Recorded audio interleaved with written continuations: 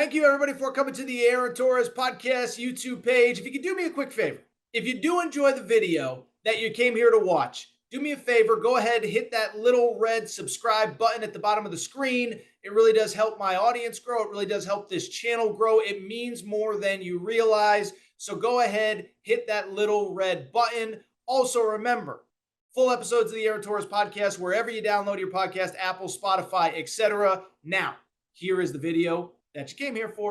Do want to go ahead and wrap with really a story that's kind of just been around, okay? It's just been there, and that is the situation with Auburn football. And one thing I promise you I'm not going to do, I'm not actually going to talk about what happened on the field on Saturday. Arkansas plays Auburn. It was really ugly. Sam Pittman's boys smoked the Auburn Tigers. Arkansas fans, I'm sorry, but we just ain't talking about that on today's show. I don't know what there really is to take away from it.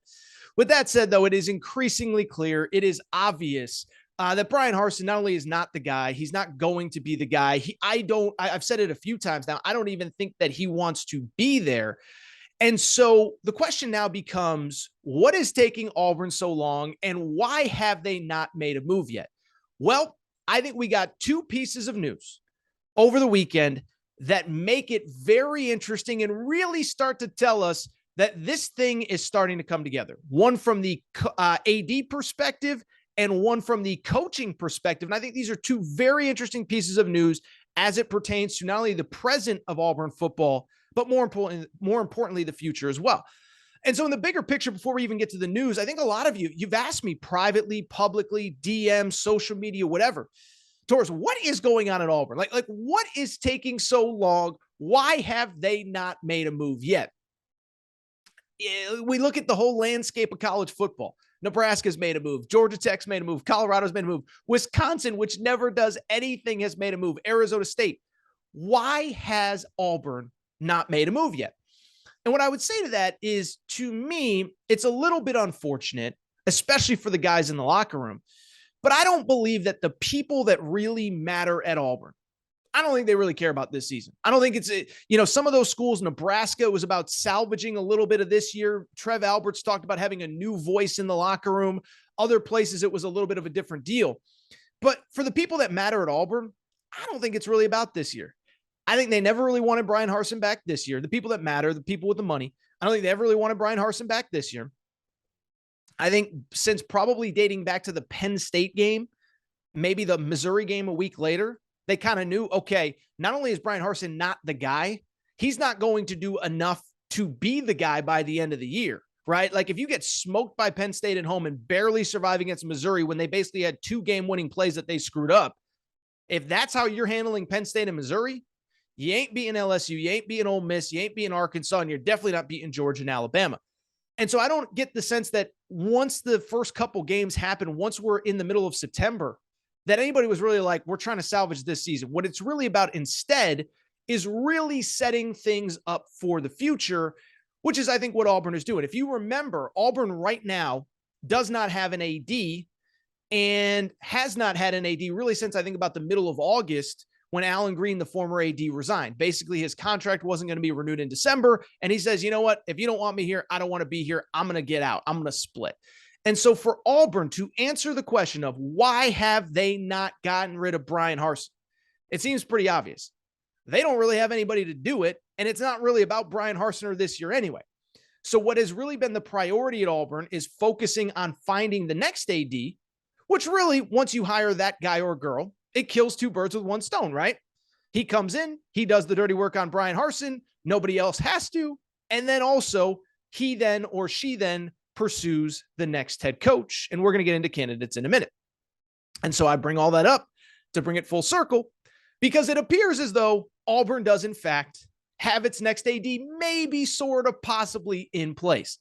On Saturday morning, Pete Thamel, ESPN, reported that John Cohen, currently the Mississippi State athletic director, that he is expected to be the next Auburn AD.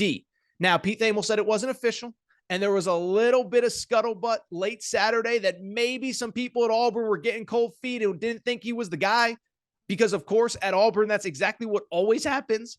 There's a saying on social media, J-A-B-A, just Auburn being Auburn. Well, we got a J-A-B-A, a Jabba situation with Auburn just being Auburn, try to figure out who the next AD is. But I do believe this guy's going to be the next AD. And listen, I'll be blunt. Some of these guys and girls that end up as ADs, I have a great feel for. This is a guy I don't really know much about. Like I remember last year talking about Scott Woodward at LSU, and I kind of knew how he was going to handle a coaching search. I'll be honest, if John Cohen ends up being the guy, I don't know much about him. Now, his track record seems to be pretty impressive. He was at Mississippi State. He is the guy that hired Mike Leach.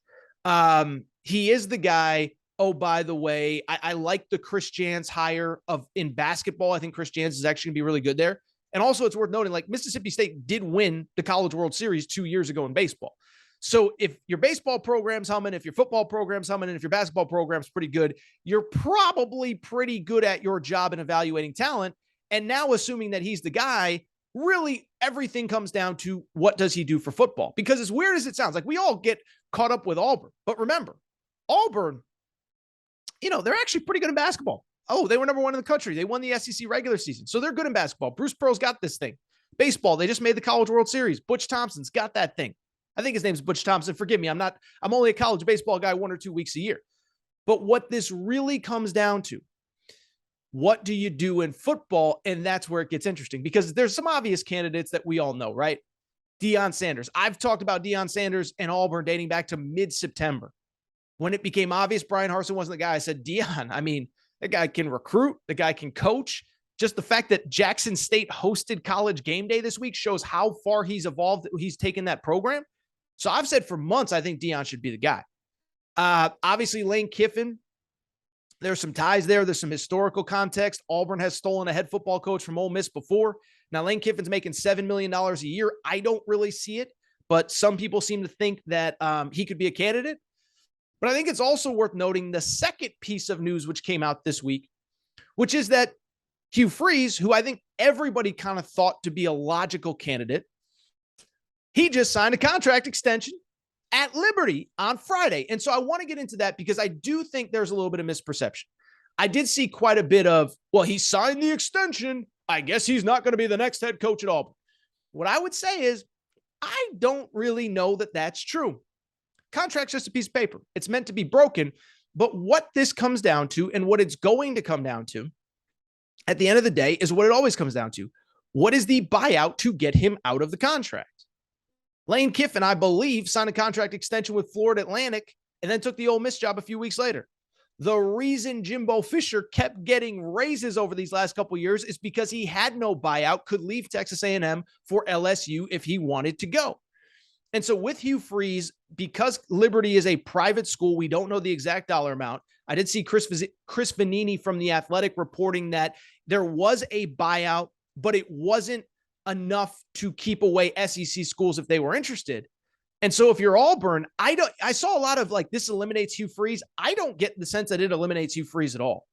As a matter of fact, I think it was actually very smart by Hugh Freeze and his representation, because what this does is you're in a situation where you're going to get paid really, really, really well. $5 million a year at Liberty is insane. But there's a way to get out of it if one of these jobs that you want becomes available. But what I would also say, and this is just basically based on the reports that the buyout, maybe the buyout is $20 million and you can't get him out of it. It just appears as though from multiple reports that the buyout is something that you could get out of.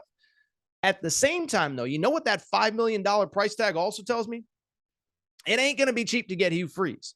And I do think this is something that Auburn's going to have to deal with is you just went through a head coach in 2 years. I don't think it's going to be as hard to get somebody as people think. Everybody wants to coach in the SEC. There's only 14 of those jobs available, 16 if you include Texas and Oklahoma. But it ain't going to be cheap. And that to me is what like everyone's talking about, well, there's a new extension. That means they're not going to get Hugh Freeze. No, I think it's the opposite. I think they can get him.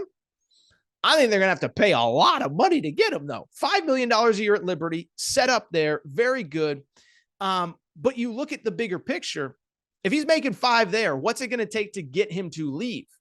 I believe Gus Malzahn was making probably 7-ish or so when he got fired.